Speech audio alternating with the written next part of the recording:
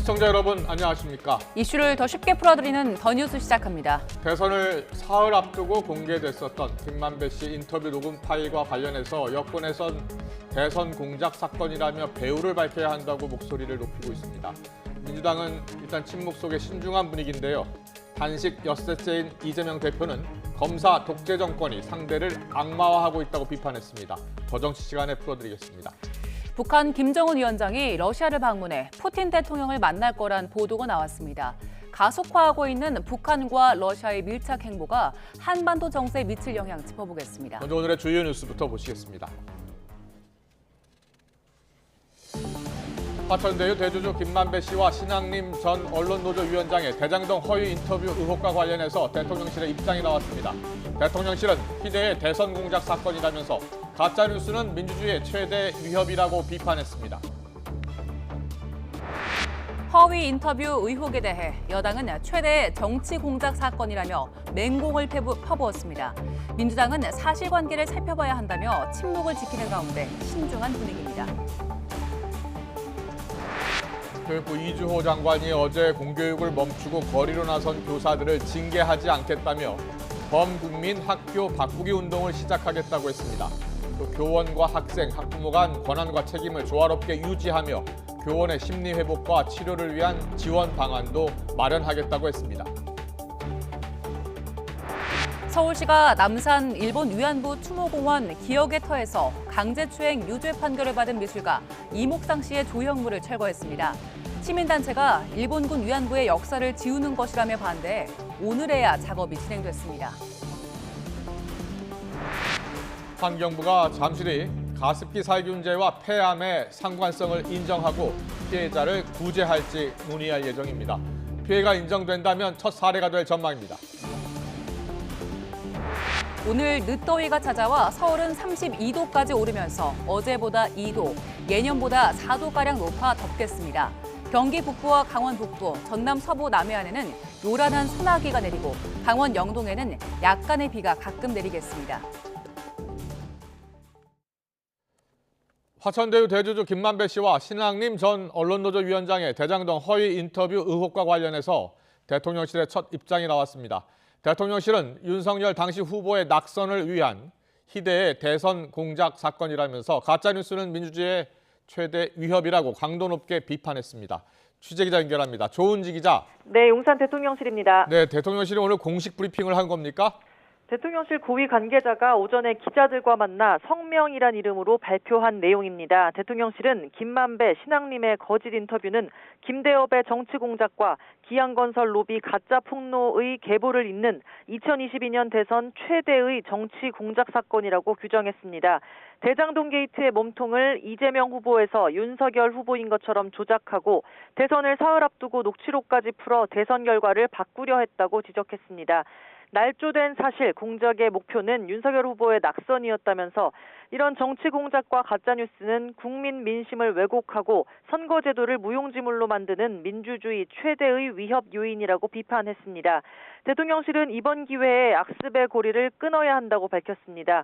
또 일부 언론의 책임도 물었습니다. 조작된 인터뷰를 활용해서 당시 4개의 리포트를 보도한 방송사 등 가짜뉴스를 집중적으로 실어 나른 언론 매체들이 있다면서 결과적으로 기획된 정치 공작의 대형 스피커 역할을 했다고 비판했습니다. 보도를 위해서는 충분한 확인과 검증을 거쳐 공익적 목적으로 보도 가치가 있는지 검토하는 게 언론의 정도이자 상식이라고 언급했는데요. 해당 기사들이 언론 윤리에 부합한다고 생각하는지 또 비윤리적 보도를 한 이유가 뭔지 지금 입장도 그때와 같은지 명확히 국민께 해명하라고 요구했습니다. 윤석열 대통령은 오늘 낮 아세안과 G20 정상회의 참석차 인도네시아 자카르타로 출국했는데요. 순방 직전 성명을 발표할 만큼 이번 사안이 심각하고 중대하다고 판단한 것으로 풀이됩니다. 지금까지 용산 대통령실에서 YTN 조은지입니다. 검찰이 화천대유 대주주 김만배 씨가 대선을 앞두고 허위 인터뷰를 했다는 의혹에 대해 명예훼손 혐의를 추가로 적용하는 방안을 검토하고 있습니다. 서울중앙지방검찰청은 김 씨가 윤석열 대통령이 수사를 무마해 줬다는 취지의 거짓 인터뷰를 한 뒤 나중에 사실이 아니라고 하면 된다고 말했다는 진술을 대장동 사업 관계자에게서 확보했습니다. 이 관계자는 또 김 씨가 부산저축은행 수사 당시 윤 대통령이 커피를 타줬다고 이야기할 테니 곤란해져도 모른 척 해달라는 부탁을 했다고 검찰에 진술한 것으로 파악됐습니다. 이와 관련해서 검찰은 김 씨의 허위 인터뷰가 사실상 대선 개입이라고 보고 명예훼손 혐의 등을 추가로 적용할 수 있는지 따져보고 있습니다. 대장동 의혹 핵심 인물 김만배 씨의 허위 인터뷰 의혹에 대해서 여당인 국민의힘은 최대 정치 공작 사건이라며 대통령실의 입장에 힘을 보탰습니다. 민주당을 향해선 입장을 밝히라며 맹공을 폈는데 민주당은 사실관계를 살펴봐야 한다며 신중한 분위기입니다. 취재기자 연결합니다. 김경수 기자. 네, 국회입니다. 오늘 아침 국민의힘 지도부가 일제히 비판의 목소리를 냈죠. 네, 윤재욱 원내대표는 대장동 몸통을 이재명 대표에서 윤석열 대통령으로 둔갑시키려고 한 2022년 대선의 최대 정치 공작 사건이라고 날을 세웠습니다. 정치 공작의 배후와 동조한 사람을 밝혀내야 한다고 강조했는데 박대출 정책위의장도 이재명 대표를 겨냥해 입장을 밝히라고 촉구했습니다. 가짜뉴스 최대 수혜자가 될 뻔한 민주당 이재명 대표는 여전히 입을 닫고 있습니다. 이번에는 왜 야당 탄압 운운하지 않는 건지, 묵인하는 것은 인정하는 건지. 국민의힘은 또 가짜 인터뷰에 스피커를 달아 증폭시킨 언론의 책임도 크다며 특정 방송사를 거론하기도 했습니다. 반면 민주당은 허위 인터뷰 의혹과 관련해 당 차원의 공식 언급을 자제하고 있습니다. 다만 진위를 더 살펴볼 필요가 있다면서 신중한 분위기입니다. 지금 단계에서 과거에 그러면은 어떤 인터뷰라든지 과거의 보도가 무조건 다 허위였다라고만 얘기를 할 수 있는 것인지 그런 부분을 좀 더 살펴볼 필요는 있다고 생각합니다. 네, 무소속 윤미향 의원의 친북 행사 참석 논란을 두고도 여당의 공세가 거센데 윤 의원이 오늘 추가로 입장을 냈다고요? 네, 윤미향 의원은 오늘 오전 방송인 김어준 씨 유튜브 방송 출연과 별도 입장문을 통해 자신과 관련된 논란을 재차 반박했습니다. 윤 의원은 자신이 참석했던 일본 간토 학살 100주기 추도 행사는 일본 시민사회단체 등이 포함된 추도사업 실행위원회가 주최한 거라고 거듭 설명했는데요. 친북단체인 조총련 역시 실행위에 속한 여러 단체 중 하나일 뿐이고 조총련과 접촉도 없었다며 조총련 주최 행사에만 참석했다는 의혹 제기는 색깔론이라고 선을 그었습니다. 남북교류협력법을 위반한 적이 없어요. 왜냐하면 저는 조총련을 만나러 갈 계획을 세우지도 않았고요. 저는 당당합니다. 하지만 국민의힘은 윤 의원이 참석한 행사에서 북한 주장에 동조하는 연설이 나왔는데도 윤 의원은 듣고만 있었다며 명백한 국기문란 행위라고 비판을 이어갔습니다. 국회의원 자격도 없다며 어제 국회 윤리특위에 윤 의원을 제소한 국민의힘은 민주당도 윤 의원 제명에 협조하라며 입장 표명을 촉구했습니다. 자발적으로 참석한 것으로 모자라 행사에서 우리 정부를 남조선 괴뢰도당이라고 부르는 것을 가만히 듣고 앉아있기만 했다는 것은 명백한 국회의원 제명 사유입니다. 네, 한때 윤 의원이 몸담았던 민주당은 윤 의원과 관련해 별다른 입장은 내지 않고 있습니다. 오늘 오후 2시부터 시작되는 정치 분야 국회 대정부 질문에서도 김만배 씨 허위 인터뷰 의혹과 윤미향 의원 친북 행사 참석 논란을 두고 여야 공방이 예상됩니다. 지금까지 국회에서 전해드렸습니다. 윤석열 대통령이 아세안과 G20 정상회의에 잇따라 참석하기 위해 오늘 5박 7일 일정으로 출국했습니다.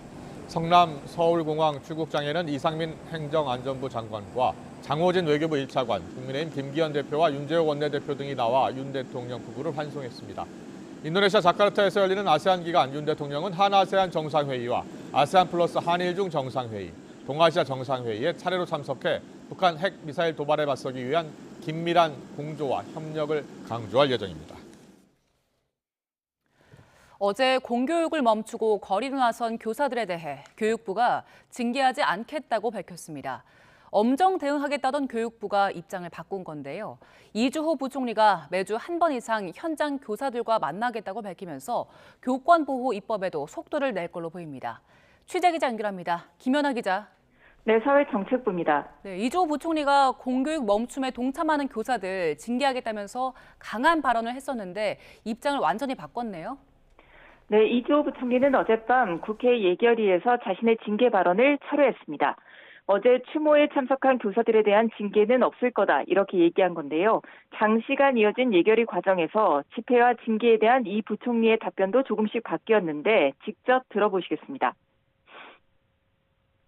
그 수업 시간 중에 하는 이제 교사들의 이제 집단 행동은 그거는 이제 불법의 소지가 있다. 그런데 오늘 추모제에 참석한 교사들에 대해서 처벌하실 겁니까? 네, 그 부분은 지금 이제 오늘 상황을 또 점검을 해야 되고요. 학교 현장의 신속한 안정화를 위해서 오늘 추모에 참가한 교사들에 대해서는 최대한 선처하는 방향도 검토하도록 하겠습니다. 추모에 참가한 이번 교사분들에 대해서는 최대한 선처할 것이고요. 그렇게 해주세요. 저희는 찾아보니까 징계는 없을 것이다 이렇게 말씀드리겠습니다. 네, 이 부총리는 잠시 전 한국교총과 교사 노조를 만나서도 징계는 없을 거라고 거듭 밝혔습니다. 교육부도 징계로 갈등을 확대하기보다는 교권 회복에 집중하겠다는 입장이지요. 그렇습니다. 사실 어제 공교육 멈춤과 관련해 징계 절차가 개시되는 순간 심각한 혼란이 벌어질 거란 우려가 컸습니다. 하지만 징계를 하기엔 규모가 너무 크기도 했고 많은 인원에도 집회가 매우 질서정연하게 진행된 점, 그리고 집회의 목적이 교권 보호와 공교육 회복에 분명히 맞춰진 점이 부각되면서 교육부와 청와대, 여당 모두 강경 대응 기조를 벌이게 된 거로 보입니다. 큰 고비를 넘은 교육부는 현장 행보에 집중하고 있습니다. 이주호 부총리는 징계 철회 방침을 밝힌 뒤 첫 행보로 교원단체들과 만나 앞으로 매주 한 번 이상 자신이 직접 현장의 선생님들과 정례적으로 소통하겠다고 밝혔습니다. 또 교권 보호 대책에 대한 보완 의견도 들었는데요. 교원단체들은 교사의 생활지도에 대한 아동학대법 적용 제외와 무차별적인 직위 해제 방지 법안을 신속하게 처리해달라는 것과 함께 구체적인 민원 처리 시스템 구축, 그리고 학교폭력 업무를 교육지원청 또는 경찰 등 다른 곳에서 맡아달라고 요구했습니다. 교육부가 다시 현장 교사들과 만나며 교권 보호 대책 보완에 집중하는 만큼 교사들도 일단 시간을 갖고 상황을 지켜볼 가능성이 커졌습니다. 다만 확실하게 입법이 진행될 때까지는 주말 집회를 다시 이어가자는 논의도 진행되고 있습니다. 지금까지 사회정책부에서 YTN 김현아입니다. 환경부가 가습기 살균제와 폐암의 상관성을 인정하고 피해자를 구제할지 조금 전 논의를 시작했습니다. 피해가 인정된다면 첫 사례인데요. 자세한 내용은 취재기자 연결해서 알아봅니다. 조용성 기자. 네, 사회정책부입니다. 네, 오늘 회의에는 어떤 의미가 있습니까? 네, 환경부는 조금 전 오후 2시부터 가습기 살균제 피해구제위원회를 열었습니다. 이 자리에서는 연구 결과를 검토한 뒤 폐암 피해자의 구제 여부가 논의되고 있습니다. 폐암과 상관성이 인정되면 처음으로 가습기 살균제 때문에 직접적인 피해를 봤다고 인정받는 것입니다. 지난 2011년 임산부 4명이 갑자기 폐가 딱딱하게 굳는 병에 걸리며 유해성이 알려진 지 12년 만입니다. 앞서 국립환경과학원과 경북대 안전성평가연구소는 지난해 12월 공동연구를 통해 가습기 살균제가 폐에 미치는 영향을 입증했습니다. 연구팀은 가습기 살균제 성분인 CMIT와 MIT를 실험주의 코와 기도에 노출한 결과 이 성분이 폐까지 이동하고 실제 손상을 일으킨다는 사실이 확인됐다고 밝혔습니다. 그러면서 폐암 피해를 구제해야 한다는 목소리가 커졌고 이 연구가 정부 예산으로 진행됐다는 점에서 환경부가 이미 알고 있었다는 지적이 일었습니다. 특히 환경단체는 2년 동안 열린 10차례 회의에서 폐암 문제는 제대로 거론조차 안 됐다고 지적하고 있습니다. 이에 환경부는 연구 결과만으로는 가습기 살균제가 폐암을 유발한다는 상관관계를 인정하고 피해 구제를 개시하기에는 부족한 점이 있어서 후속 연구로 근거를 보완하고 있었다고 해명했습니다. 피해자는 지난 7월 20일 35차 피해구제위원회에서 피해 등급이 정해진 사람까지 총 5,041명이 이릅니다. 이 가운데 가습기 살균제 노출 이후 폐암이 발병한 사람은 약 200명가량 됩니다. 그러나 지금까지 정부가 가습기 살균제 피해자로 인정한 폐암 환자는 단 1명입니다. 그나마 이 환자는 비흡연자인데다 폐암을 일으킬 다른 요인이 없었다는 점이 인정된 특별한 경우였습니다. 이 때문에 오늘 회의에서 폐암 피해자 인정 사례가 나온다면 가습기 살균제로 인한 폐암 발생을 인정하는 첫 사례가 될 것으로 보입니다. 지금까지 사회정책부에서 YTN 조용성입니다. 북한과 러시아가 정상회담을 갖고 무기 거래를 포함해서 군사 협력을 논의할 것이란 보도가 나왔습니다. 회담에 성과가 있다면 북한은 우크라이나 전쟁에서 사용할 무기를 러시아에 지원할 걸로 보입니다. 김주영 기자의 보도입니다. 북한과 러시아 정상회담 가능성을 보도한 미국 뉴욕타임즈는 지난달 북한 대표단 20명가량이 열차를 타고 러시아를 방문한 점을 근거로 들었습니다. 김정은 위원장의 러시아 방문 계획 논의와 함께 동선을 점검하기 위한 사전 답사였다는 겁니다. 북한 대표단이 기차로 블라디보스토크에 도착한 뒤 모스크바행 비행기를 탔기 때문에 김 위원장의 모스크바 방문 가능성도 거론됩니다. 미국 정보당국도 김 위원장이 방탄열차를 타고 블라디보스토크로 이동해 푸틴 러시아 대통령과 만날 것으로 파악하고 있습니다. 북한과 러시아는 정상회담에서 무기 거래 등 군사 협력을 논의할 예정이라고 미국 뉴욕타임즈는 전했습니다. 두 지도자는 정상회담 외에 오는 10일부터 13일까지 블라디보스토크 극동 연방대학에서 열리는 동방 경제 포럼에 참석할 것으로 알려졌습니다. 북한 정권 수립일이 오는 9일임을 고려하면 김 위원장의 러시아 방문은 9일에서 10일 사이가 될 가능성이 있습니다. 북한은 이번 회담을 통해 러시아의 인공위성과 핵 추진 잠수함 관련 첨단 기술을 원하는 것으로 알려졌습니다. 러시아는 북한에 우크라이나 전쟁에서 사용할 포탄과 대전차 미사일 공급을 바라는 것으로 전해졌습니다. 미국 정부는 지난 7월 쇼이구 러시아 국방장관이 북한을 방문했을 때 정상회담 문제가 논의된 것으로 보인다고 밝혔습니다. Shoigu recently traveled to the DPRK to try to convince Pyongyang to sell artillery ammunition to Russia. Since that visit, President Putin and the leader of the DPRK, Kim Jong-un, have exchanged letters pledging to increase their bilateral cooperation. 미 국무부는 북한과 러시아 사이 무기 거래는 유엔 안전보장이사회 결의를 어기는 것이라며 무기 협상 중단을 촉구했습니다. YTN 김주영입니다. 통일부는 북한 김정은 위원장과 푸틴 러시아 대통령의 정상회담 가능성 외신 보도와 관련해 어떤 형태로든 북한과 인근 국가 간 협력은 국제규범과 평화를 훼손하지 않는 방향으로 이루어져야 한다고 밝혔습니다. 이어 북한은 우크라이나 전쟁 발발 이후 러시아를 노골적으로 지지하고 있고 러시아와의 밀착 관계를 과시하고 있다며 지난 7월 열병식 때 러시아 국방장관이 방북하는 등 여러 정황상 무기 거래를 매개로 협력할 가능성이 커지고 있다고 평가했습니다. 네, 지금 전해드렸습니다만 우크라이나 전쟁 이후에 시작된 북한과 러시아 간 이 군사적 밀착 관계 더 깊어지고 있는 것 같습니다. 지금 김정은 위원장의 러시아 방문 보도까지 나온 상황인데요. 네, 북한과 러시아의 밀착 행보가 어디까지 와 있고 그리고 한반도 정세에 미칠 영향도 짚어보겠습니다. 이물출 경남대학교 극동문제연구소 교수와 짚어보겠습니다. 어서 오세요. 어서 오세요. 네, 뉴욕타임스 보도 앞서 전해드렸는데 보도가 상당히 구체적이에요. 이달 중에 푸틴과 김정은 위원장 만날 것 같습니까? 일단 저는 조금 좀 유보적 입장인데요. 예. 모든 가능성을 일단 열어놓고 봐야 되는 것은 분명한데. 네.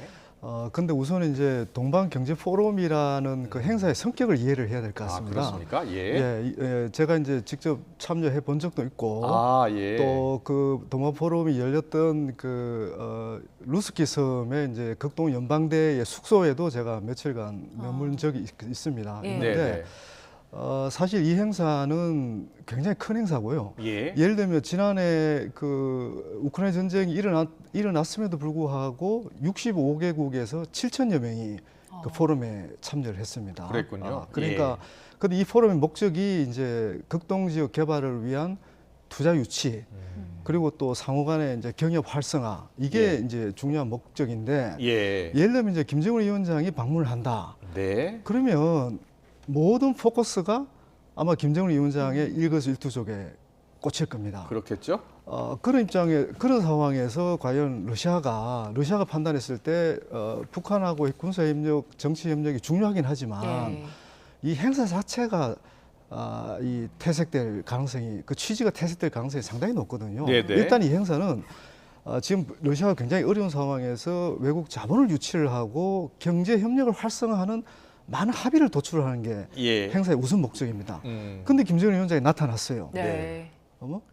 아마 모든 그 카메라가 이제 김정은 위원장의 동선에 맞춰질 가능성이 높거든요. 네. 과연 러시아가 그걸 원할까?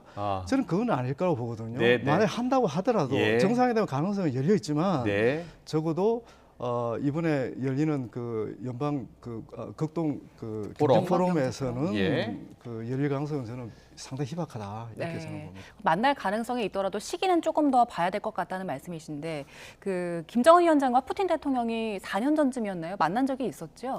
그렇죠. 2019년 4월 달에 똑같은 장소 블라디보스톡 그 루스키성 극동 연방대 여기 있죠. 이 장소 자체가 이 그 극동 연방대라는 것이 이제 정말 이렇게 신변 안전을 이렇게 그 보호하기에는 굉장히 좋은 그런 장소입니다. 하나 요새처럼 그가 이렇게 충분히 폐쇄된 장소에 다양한 국제 행사를 할 수 있는 그런 지금 공간이거든요. 그때 화면인 것 같은데요. 그때 저렇게 푸틴 대통령과 김정은 위원장이 블라디보스톡에서 만난 적이 있습니다. 저게 이제 주 회의장인데 어떻든 저 때가 이제 처음 만난 거죠. 푸틴하고 김정은의 첫 정상회담이고 이번에 열리면 이제 2차 정상회담이 되는데 어떤 지금 분위기로 봐서는 정상회담이 열릴 어떤 조건과 환경은 저는 어느 정도 갖춰져 있다. 저는 일단 그렇게 봅니다. 수도 있다. 충분하죠. 지금 40만의 이제 2차 정상회담인데 서로의 이해관계가 지금처럼 일치한 적도 없었고요. 그러니까 군사협력뿐만이 아니라 이제 경제협력, 다양한 영역에서 협력을 지금 열어놓고 논의를 이어왔죠 지금까지. 그 양측이 만나서 만약에 만난다면 지금 이제 러시아는 북한의 무기가 필요하다는 거 아닙니까? 우크라이나 전쟁 때문에. 그리고 북한이 필요한 거는 러시아의 첨단 무기 제조 기술, 특히 이 잠수함 기술을 핵잠수함 기술을 얻고 싶어 하는 것 같더라고요. 실제로 그런 거래가 가능할 것이라고 보십니까? 저도 이제 많은 뉴스를 보고 있는데 사실 이제 러시아도 지금 그 미국으로부터 강력한 제재를 받으면서 상당히 이제 어려운 상황이 있고 또 북한하고 협력할 그런 또 이해관계가 존재하는 건 맞는데 어떻든 러시아는 그 유엔 안보리 상임 이사국이란 말입니다. 상당히 그래도 전쟁을 하고 있지만은 책임 있는 국제 사회의 어떤 리더 역할을 지금 해야 될 상황에서 유엔 안보리 제재를 저렇게 노골적으로 위반하는 행위를 할 수 있을까? 저는 여전히 그 부분에 대해서는 좀 퀘스천 마크를 달고 있고요. 그리고 이제 실제로 지금 북한이 가장 필요로 하는 장비나 그 기술 같은 게 있는데 방금 말씀하신 뭐 핵 잠수함도 포함되고 또 지금 북한이 지금 2차례 실패했죠. 군사 정찰 위성. 그 관련한 이제 기술, 추가적인 기술과 광학 장비 이런 것들은 이제 러시아로부터 수입할 필요가 상당히 있는 거죠. 그래서 이제 이런 협력이 이루어진다면 정말 극비리에 이제 이루어질 가능성은 뭐 공개적으로 발표를 하지 않더라도 비공개로 그래서 이제 그 기술을 전수받을 수는 있겠죠. 그래서 저는 이제 이렇게 역설적으로 이렇게 보는 겁니다. 미국이 계속해서 경고를 하는 것은 내가 지금 미국이 어디에 지금 관심을 가지고 있고 예를 들어서 핵 잠수함 기술을 이제 러시아로부터 이전을 받는다면 우리도 가만히 안 있겠다. 사실 그런 계속 경고를 보내는 차원일 수도 있거든요. 미국이 계속해서 경고를 주고 있지만 그동안 사실 북한과 러시아가 무기를 거래하고 있다는 정황은 조금씩 드러났었잖아요. 양국이 군사 협력을 좀 강화하게 된 계기가 언제였습니까? 사실 이제 그 북한은 강대국 간의 분쟁에 연루되는 것을 굉장히 경계를 해왔습니다. 비록 정치적 지지는 계속 해왔지만 군사 협력을 해서 자기들이 어떻게 보면 이제 군사적 분쟁에 연루가 되면 자기들도 상당한 피해를 볼 수 있기 때문에 이걸 상당히 경계를 해왔거든요.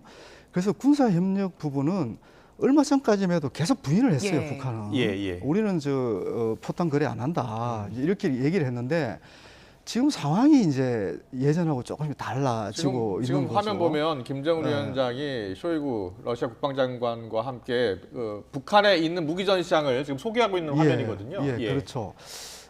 그래서 이제 외부 시각에서 볼 때는 이제 북중 간의 북러 간의 무기 거래가 지금 가능한 어떤 여러 가지 이제 분위기가 만들어지고 있다 이렇게 평가할 수 있는데 사실 북한의 주요 무기들 특히 미사일 같은 경우는 거의 그 구소련 기술에 의해서 지원을 받고 한 겁니다. 핵 관련 그 공장들, 기술들, 장비들도 그렇고 이미 그러니까 북한은 러시아하고의 군사 협력이 굉장히 익숙해져 있습니다. 근데 이제 중간에 북한에 대한 제재가 워낙 그 고강도로 이루어져 왔고 그러다 보니까 이제 제가 기억하기로는 90년대 중반부터 이제 러시아하고의 무기 거래가 이제 또 군사 협력이 상당히 어떻게 뭐 중단되거나 이제 축소되어 왔죠. 그러니까 북한과 러시아 간의 군사 협력은 훨씬 오래된 어떤 역사와 그 협력의 어떤 기록들이 존재를 하는 겁니다. 지금은 심지어 중간에 이제 강력한 제재 때 못했는데 지금 상황은 러시아하고 북한이 비슷한 처지가 돼버린 거예요. 그러니까 군사 협력을 할 여지가 좀 열리고 있는 거예요. 그러니까 그렇군요. 그러다 보니까 지금 이제 러시아가 전쟁하면서 우크라이나 전쟁하면서 제일 필요한 게 이제 포병 관련된 무기들, 포탄들 이런 거예요, 그죠? 근데 또 북한이 또 다행히도 이제 러시아가 볼 때는 다행히도 북한이 이런 쪽에 포병 쪽의 전력들이 또는 군사 장비들, 포탄 이런 것들이 지금까지 상당히 축적해 왔거든요. 그죠? 이제 그러다 보니까 러시아가 이제 관심을 갖는 거죠. 근데 문제는 이제 이런 포탄들이 과거에는 이게 정확도가 떨어져서 사실은 좀 외면받기도 했다고 하더라고요. 근데 또 요 최근 몇 년 사이에 보면 북한이 이제 그 미사일도 그렇고 각종 뭐 방사포라든지 이런 거에 대한 이런 무기들의 그 정확도가 굉장히 높아졌잖아요. 위력이 또 강해졌잖아요. 그러니까 위력과 정확도가 과거에 비해서 훨씬 강해진 거예요. 그러니까 이제는 지금 그 노골적으로 이제 방산 세일즈를 하는 거죠, 지금. 알겠습니다. 좀 더 지켜봐야 될 것 같고요. 그 뉴욕타임스 보도는 북한 대표단 뭐 20명 정도가 러시아를 방문한 사진을 입수한 것 같아요. 들은 것 같아요. 그래서 아마 그 북러 정상회담 가능성을 지금 보도한 것 같은데 최근 보도 가운데 하나가 북중러 연합 군사훈련 제안 이야기 있어요. 그러니까 러시아가 제안을 한 겁니다. 러시아와 중국은 연합 훈련을 하고 있는데 러시아와 중국, 북한까지 포함해서 해상훈련을 하는 것을 제안했다는 보도입니다. 어느 정도 신빙성이 있다고 보세요? 이 부분도 저는 뭐 어느 정도 이미 이제 연초부터 예상했던 그 시나리오 중에 하나인데. 그렇습니까? 지금 이제 북한은 이런 것 같아요. 지금 이제 북한이 지금 계속 얘기하는 게 지금 전쟁 준비를 그 아주 체계적으로 구체적으로 지금 해라. 뭐 그러면서 당장 이제 다가오는 9월 9일 이제 정부 수립 기념일에도 뭐 또 민간 무력 열병식도 지금 대대적으로 준비도 하고 있고 북한 정권 수립 75주년이라고 하더라고요. 그렇죠. 계속 이렇게 이제 그 북한이 나름대로 이 군사력을 강화하고 있는데 북한 입장에서는 최소한의 투자로 최대한의 억제력을 그 보여줄 수 있는 게 지금 가장 중요하거든요. 그죠? 근데 이제 북한은 그렇게 생각하는 것 같습니다. 최대한의 억제력을 과시하는 것 중에 하나가 북중러 이제 해상훈련, 연합훈련이다 이렇게 보는 것 같아요. 그리고 이제 지금 상대적으로 북한이 그 해상 전력이 가장 좀 취약하다는 평가를 또 받고 있잖아요. 근데 지금 뭐 러시아하고 또 협력을 하면 해상 전력을 또 키울 수 있는 좋은 또 계기를 만들 수도 있는 거고. 그러니까 과거에는 이런 군사 협력을 통해서 이 어떤 혹시라도 이 어떤 분쟁에 연루될 가능성을 굉장히 경계를 해왔다면 지금은 이 연합훈련에 적극적으로 참여해서라도 억제력을 강화하겠다. 그게 지금 북한의 저는 기본 방향으로 읽고 있거든요. 그러니까 가능성이 있는 거죠. 교수님 해상연합훈련 말씀해 주셨는데 그러면은 만약에 이제 북중일 3국의 군사 협력이 현실화가 된다면 어디까지 협력을 할 수 있을까요?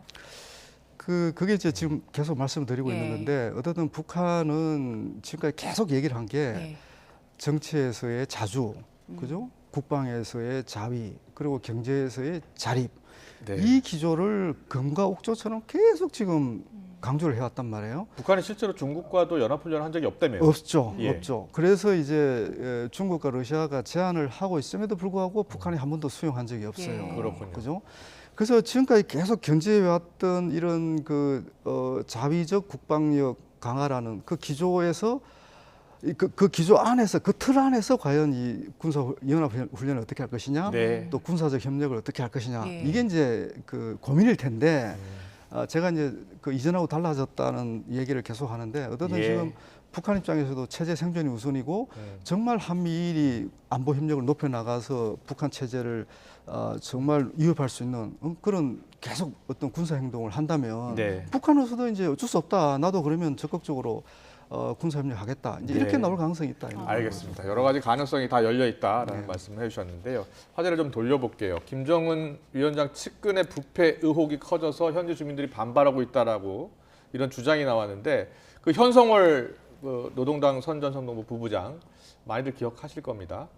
그 현성월 이름이 등장했다고 해요. 어떤 내용이었습니까? 기본적으로 이제 일본 그 산케이 신문에서 일본 언론 보도군요. 예. 보도를 한 것 같아요. 예. 그래서 이제 김정은의 최측근인 현송월 그 부부장하고 이제 누구죠 이성근 예. 통일 전선 부장이 예. 뭐 이렇게 편의를 자기가 잘하는 사람들한테 좀 뭐 그 일종의 민원을 예. 들어주고 뇌물을 받았다, 뇌물 수수했다, 뭐 이런 식으로 이제 얘기를 하더라고요. 예. 근데 사실 이제 북한의 뇌물 문화가 만연한 거는 맞고요. 예. 뭐 이거는 오래됐습니다. 오래됐고 오히려 이렇게 어떻게 보면 제가 이제 많은 북한 주민들을 만나보면 이 부정부패라는 게 너무 만연돼 있어서 그러니까 돈이면 안 되는 게 없다고 얘기를 합니다. 솔직히 그렇게 얘기를 하거든요. 예. 근데 이제 이게 김정은 위원장도 이걸 너무 잘하는 거예요. 네. 근데 이제 2021년에 8차 당대회를 하면서 이렇게 얘기를 하는 겁니다. 야, 이거 지금 우리가 이제 이 경제를 발전시켜야 되는데 이 부정부패가 이게 방치해갖고는 더 이상 우리가 할 수가 없다. 그러니까 특권 계층에 대해서는 앞으로 이제 이런 부정부패에 대해서 가만히 놔두지 않겠다. 예. 아주 엄벌에 처하겠다. 그리고 2021년부터 특히 이제 이 당간부 또 군간부에 대해서 계속 감시를 하고 검열을 해왔어요. 그럼 사실일 가능성이 좀 있다는 말씀이세요? 근데 이제 그러니까 어떻게 보면 이제 고위 간부들은 이런 어떻게 보면 이제 뇌물 수준을 넘는 이권 사업에 관여를 과거는 했지만 예. 이 뇌물을 받아서 이게 발각될 걸 뻔히 알면서 이 뇌물을 받아서 과연 안심할 수 있을까? 예. 그러니까 이걸 잘 구조를 봐야 되면 북한이 뇌물사인 거, 뇌물이라든지 부정부패가 아주 만연하고 구조화된 사회인 거는 맞는데 예. 특히 이제 김정은의 지시에 의해서 이게 이제 1심 단계를 해친다. 네. 우리 경제도 이거는 암적 존재다. 경제 발전에도 이렇게 예. 이제 설명하면서 고강도의 지금 규율을 강조를 하고 검열을 해왔는데 네. 굳이 지금도 잘 먹고 잘 사는데 이게 이렇게 신문에 나온 내용처럼 뇌물을 좀 받아서 자기 개인적인 사적 이익을 추구했다. 신빙성이 낮다 이렇게 보시네요. 그렇죠. 저는 그 신빙성이 낮다 이렇게 보는 거죠. 알겠습니다. 일본 언론 보도였으니까요. 만약에 실제로 이런 문제를 일으켰다면은 당연히 숙청을 했다라는 보도까지 나오겠죠. 알겠습니다. 여기까지 듣겠습니다. 이물출 경남대학교 국동문제연구소 교수와 함께했습니다. 잘 들었습니다. 고맙습니다.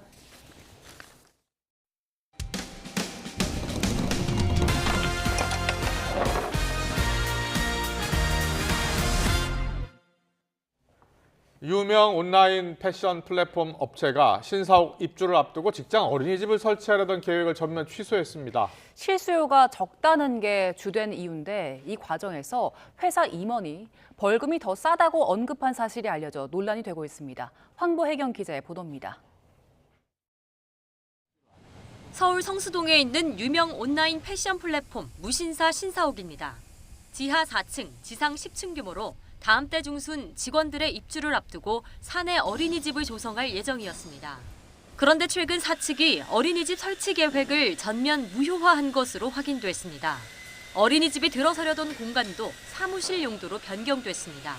오피스공원을 사용하기로 해가지고 일단 어린이집이 사라지고 이제 오피스공원을 갑자기 직장 어린이집이 백지화된 이유가 무엇일까? 이 과정에서 최근 이 업체 임원의 발언이 알려지며 논란이 되고 있습니다. 무신사 A 임원은 지난달 30일 사원들과 온라인 미팅에서 어린이집 개설을 자신이 반대했다면서 어린이집은 소수의 운 좋은 사람들이 누리는 복지라고 말했습니다. 그러면서 벌금을 좀 내야 하지만 벌금이 훨씬 싸다고 언급한 겁니다.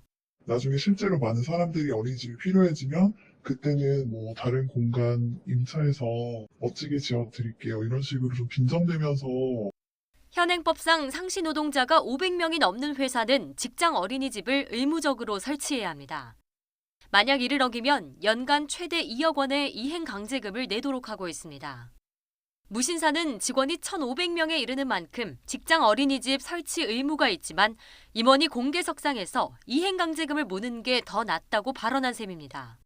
이에 대해 회사 측은 보육 수요를 조사했을 때 대상 직원이 93명에 불과했지만 어린이집 설치와 연간 운영비로 10억 원이 넘게 든다고 설명했습니다. 그러면서 직장 어린이집 수요가 늘어나는 시점에 도입 여부를 재검토할 것이라고 덧붙였습니다. 이행 강제금이 적다는 이유로 어린이집을 재검토했던 것은 사실과 다르고요. 위탁 지원의 방식도 내년 초 정도까지 검토를 할 예정입니다. 하지만 직원들은 최근 진행된 채용 과정에서도 사측이 어린이집 신설 계획을 여러 차례 강조했다며 반발하고 있습니다.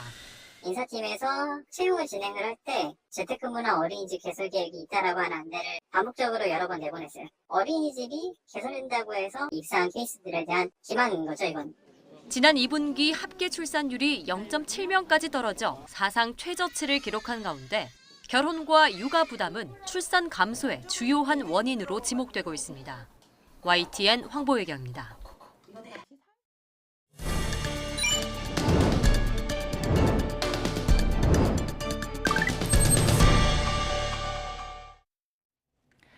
내일부터 서울에서 미술축제가 열립니다. 한국국제아트페어 키아프와 세계 3대 아트페어로 꼽히는 프리즈가 함께 막을 올리는데요. 지난해 공동 개최된 키아프와 프리즈, 흥행에 성공했습니다. 행사 마지막 날까지 북적이면서 나흘 동안 7만 명이 넘는 방문객이 찾았는데요. 그런 만큼 올해 행사에 대한 관심도 높습니다. 올해 두 아트페어에 참여하는 갤러리가 세계 330여 개 이르고요. 새 주인을 찾는 작품들의 라인업도 화려합니다. 고대 유물부터 미술사에 나오는 유명 작가의 작품, 또 동시대 작가들 작품까지 다채롭게 만나볼 수 있는데요. 독일 디 갤러리는 마르크 샤갈의 작품을 선보일 예정입니다. 샤갈은 피카소와 함께 20세기 최고의 화가로 손꼽히죠. 한국인이 사랑하는 작가로 알려진 샤갈의 작품가는 45억에서 50억 원에 이릅니다. 박여숙 화랑은 단색화의 거장 박서보 화백의 묘법을 선보이고요. 가고시아는 비디오 아트의 창시자 백남준의 작품을 출품합니다. 미래지향적이고 역동적인 키아프의 지향점을 보여줄 뉴 미디어 아트 특별전도 감상할 수 있습니다. 빛과 공간을 활용해서 입체적으로 느낄 수 있는 작품인데요. 총 10팀의 작품이 소개됩니다. 내일부터 열리는 키아프와 프리즈의 출품작들 아주 살짝만 맛봤는데요. 이 밖에도 키스 헤링과 데이비드 호크니, 알렉스 카트 등 1,300여 명에 가까운 작가들의 작품을 만나볼 수 있습니다. 프리즈는 이번 주 토요일, 그리고 키아프는 이번 주 일요일까지 진행됩니다. 이번 행사에 가지 못해서 아쉬운 분들도 계시죠? 이번 달 11일까지 전국 각지에서 미술주간 행사가 진행되는데요. 접근성을 높이기 위해서 유동인구가 많은 공항과 백화점, 그리고 도서관 등을 전시 공간으로 넓혔으니까요. 계신 곳에서 즐길 방법 찾는 것도 좋겠습니다. 그리고 눈여겨볼 전시가 하나 더 있습니다. 미국의 천재 요절 작가 장 미셸 바스키아의 대표작 전사가 처음으로 우리나라를 찾았는데요. 이교준 기자가 자세히 소개합니다. 검은 피카소라 불리는 장 미셸 바스키아의 전성기 대표작 전사.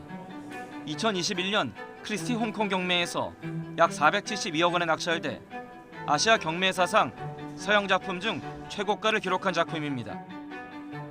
주류 미술계에 대한 저항의 표시이자 백인 우월 사회에서 고군분투하는 흑인 권투 선수와 흑인 예술가들에 대한 경의를 담고 있습니다. Celebrates all the heroes, celebrates the boxers, celebrates the jazz players, celebrates all the royalty from the streets, plus himself. So he has the power. 전성기에 그린 자화상 등 다른 작품들에도 생동감 넘치는 색감과 함께 주류사의 벽을 깨는 청년 예술가의 활력과 자긍심이 넘칩니다. 27년의 짧은 인생에도 현대 미술사에 여전히 큰 영향을 미치고 있는 이유를 엿볼 수 있습니다. He influenced and kind of unleashed the creativity of the new generation of artists. That's why he's so valuable and so revered. 바스키아의 예술적 동지였던 앤디 워홀의 자화상 등 작품들도 함께 한국을 찾았습니다. 국내에서 두 작가의 작품이 동시에 전시된 건 1991년 이후 30여 년 만입니다. 세계적인 경매회사 크리스티가 현대카드와 함께 기획한 특별전으로 이번에 선보인 두 작가의 작품 15점의 가격은 약 2천억 원이 넘습니다. 다만 전시는 오는 7일까지 사흘, 일반 관객은 사전 예약 시 7일 단 하루만 볼 수 있습니다. YTN 이교준입니다. 지난 5월 누리호에 실려서 우주로 날아간 차세대 소형 위성 2호가 초기 운영을 성공적으로 마치고 관측 영상을 공개했습니다.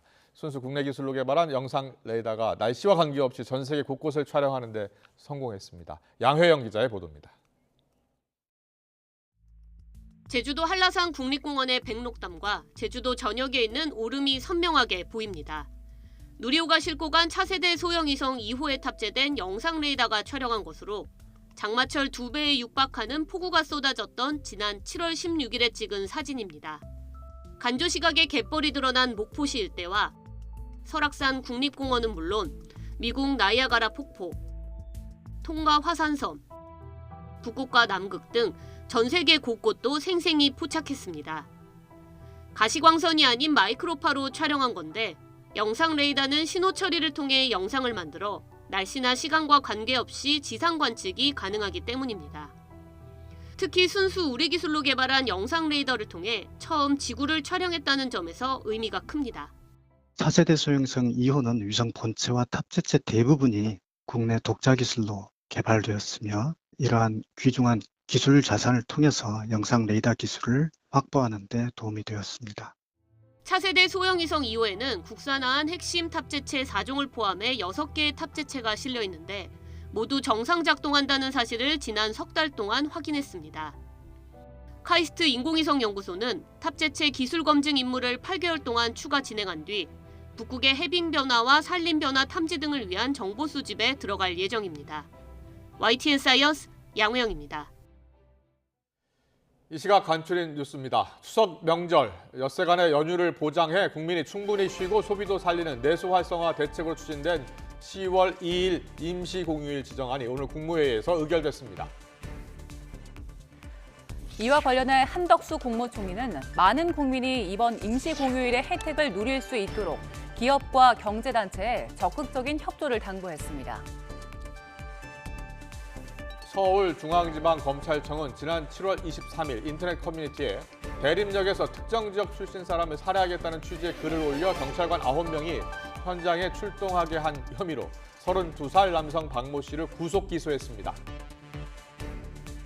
흉기 난동 사건이 일어난 서현역에서 남성을 살해하겠다는 글을 올린 30대 여성이 재판에 넘겨졌습니다.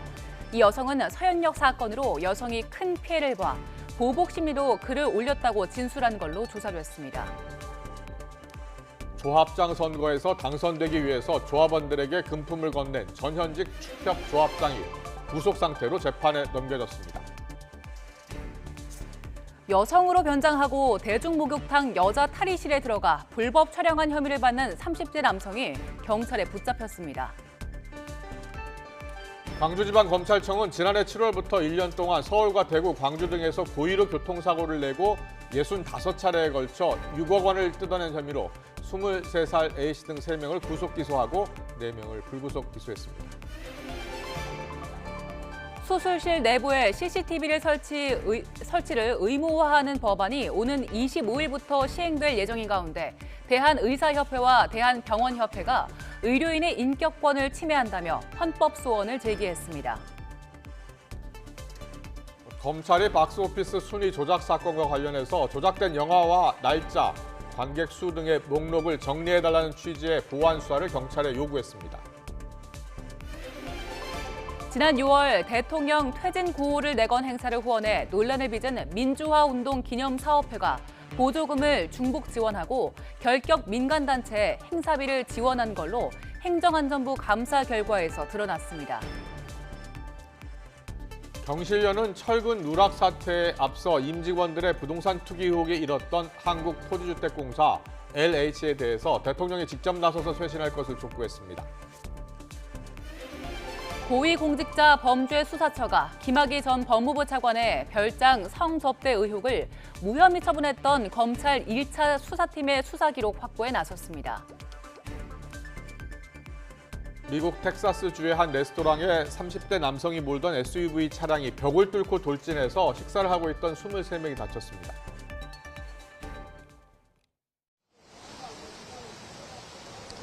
가을이 시작됐지만 늦더위의 기세는 여전합니다. 강한 일사의 습도까지 높아서 더 덥게 느껴지고 있는데요. 현재 서울 기온은 32도로 예년 기온을 4도나 크게 웃돌고 있습니다. 다만 낮 동안에는 이렇게 덥더라도 해가 지면 금세 선선해지니까요.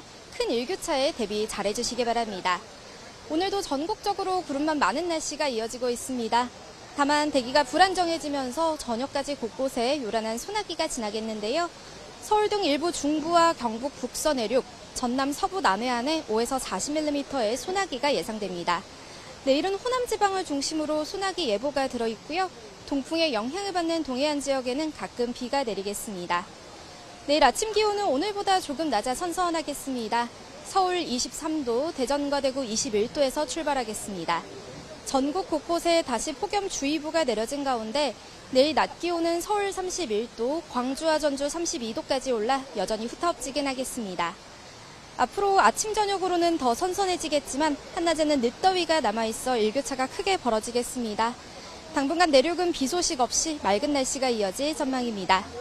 현재 영남 해안과 경북 동해안에는 강풍주의보가 발령 중입니다. 또 남해상과 동해상, 제주도 해상에는 물결도 거세게 일고 있으니까요. 해안가 안전사고에 각별히 유의하시기 바랍니다. 지금까지 YTN 원희다입니다. 대선을 사흘 앞두고 공개됐던 김만배 씨 녹음 파일과 관련해서 여권에서 대선 공작 사건이라면 배후를 밝혀야 한다고 목소리를 높이고 있습니다. 민주당은 침묵 속에 신중한 분위기입니다. 단식 엿새째인 이재명 대표는 검사 독재 정권이 상대를 악마화하고 있다고 비판했습니다. 잠시 뒤 더 정치 시간에 풀어드리겠습니다.